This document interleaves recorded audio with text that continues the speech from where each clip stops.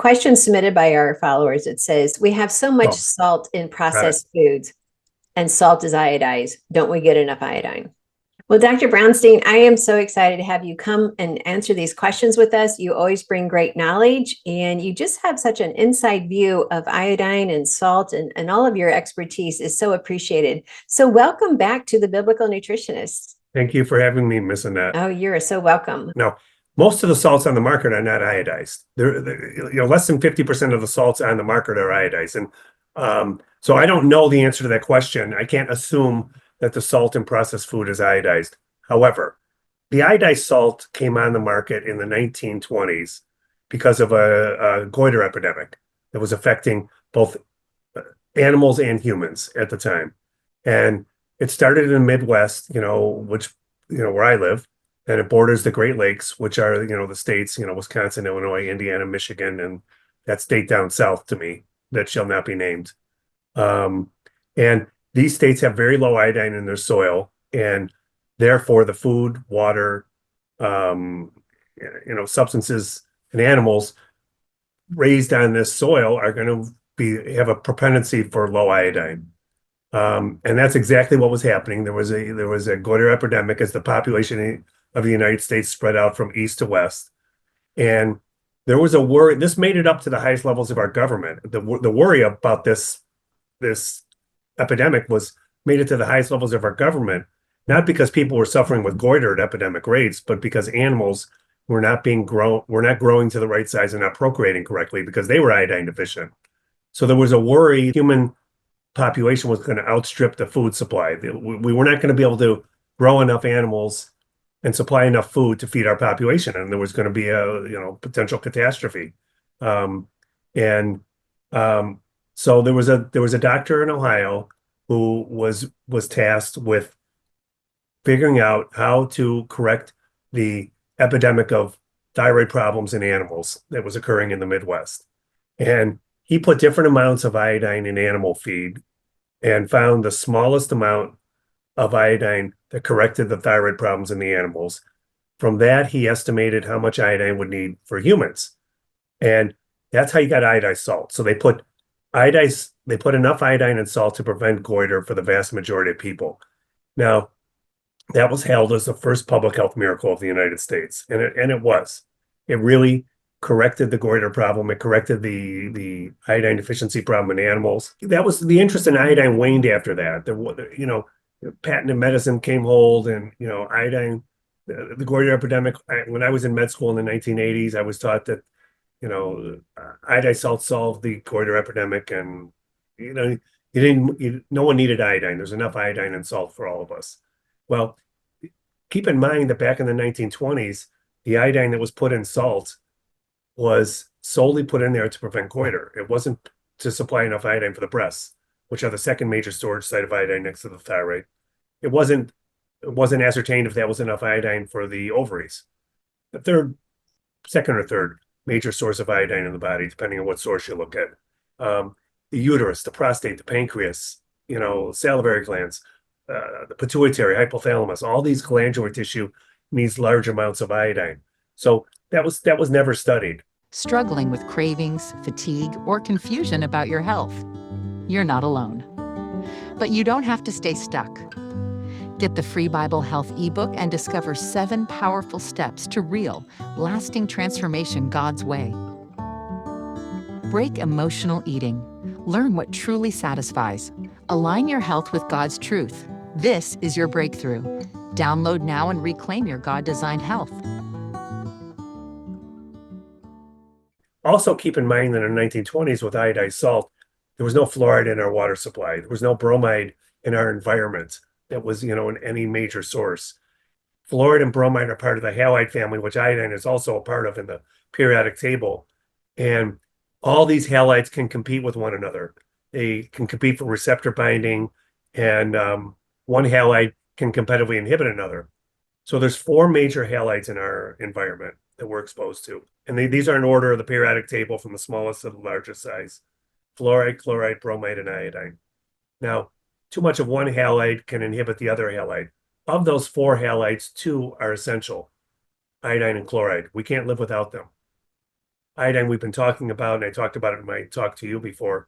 Chloride is primarily found in salt. It's in many other sources as well. If you look at the human body's makeup, there's a huge amount of salt in the human body. It's over a gram of salt if you burn the human body, and you weigh it. You weigh how much salt is in the human body. But salt is made up of sodium and chloride. So, of those four halides, two are essential. We can't live without them: iodine and chloride. Two are non-essential, toxic items that can competitively inhibit the essential halides. That's bromide and fluoride. Our problem now is we've got fluoridated water, although RFKJ has now advised the CDC to stop recommending fluoridated water because studies are clear that fluoridated water, fluoride's a toxic substance, it's a toxic halide. It's the most electronegative halide. It poisons hundreds of enzymes in the human body. And, we shouldn't be medicalizing our water supply against our will because we can't decide whether we're going to have fluoride in our water unless you can afford to put a filter in your system to pull fluoride out. Bromide is in food and drink. It's in electronics like this. It's in carpets and blankets and pillows and mattresses. I mean, it's in brominated vegetable oils and some sodas, and it's in medicines as a chemical constituent. So our exposure to toxic halides, fluoride and bromide, have gone up exponentially compared to our predecessors. So we become more iodine deficient over time due to that. That's my take on it. And our predecessors weren't exposed to fluoride and bromide at anywhere near the levels we're exposed to now. And then couple it with the fear of using salt that's been thrown at all of us, and it was thrown at me in medical school. Over 50% of households don't use salt in any form because we've been told salt causes hypertension. In my book, Salt Your Way to Health, I kind of dispel that myth and say the second major constituent in the human body next to water is salt. We need large amounts of salt in our body to maintain normal function of our biochemical pathways. There's good salt and bad salt. I talked about that before, and it's in my book. So regarding processed foods that have a lot of salt in it, I don't know how much has iodized salt in it or not. Either way, iodized salt does not have a large amount of iodine in it. Either way, from the National Health and Nutrition Examination Survey over the last 50 years, iodine levels have fallen over 50%. Our ingestion of processed foods has not fallen over 50%. It's probably gone up over that time period, I'm sure. Yes. So that has not resulted in iodine levels going up in our population. Iodine levels have fallen in our population over the last 50 years. At the same time, disorders of the thyroid, ovaries, uterus, breast, prostate, pancreas have gone up exponentially. And that includes autoimmune thyroid illness, thyroid cancer, and hypothyroidism. Well, I know this was informative for you as well as it is for me. I love reviewing this information because there's so much information out there. It's hard to contain it all. And so having these refreshers, especially on iodine and on salt, is very good for us to be reminded. God created food in its good form, and every time man touches it, like manufacturing it and processing it, we tend to lose. But yet there are ways to bring our body back into a healing state, especially if you're dealing with any type of cancers: breast cancer, ovarian cancer, prostate cancer, thyroid cancer. We really need to address the issue of iodine. Well, I'll put links to the iodine down below that he recommended, and you can check that out. And always go through our courses. We have the Bible Diet Collection, where we've collected 7 of our most informative, our most popular courses, and you get a lifetime access to it if you buy it this year in 2025. And definitely the lowest price it will ever be. So take advantage of that. And you will also be grandfathered in for every new course that we add. Well, it's always my delight to share with you God's recipe for excellent health. And please hit like, subscribe, and the bell so we can stay connected as the Biblical Nutritionist family.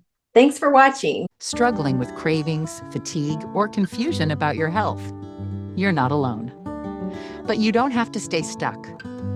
Get the free Bible Health ebook and discover 7 powerful steps to real, lasting transformation God's way.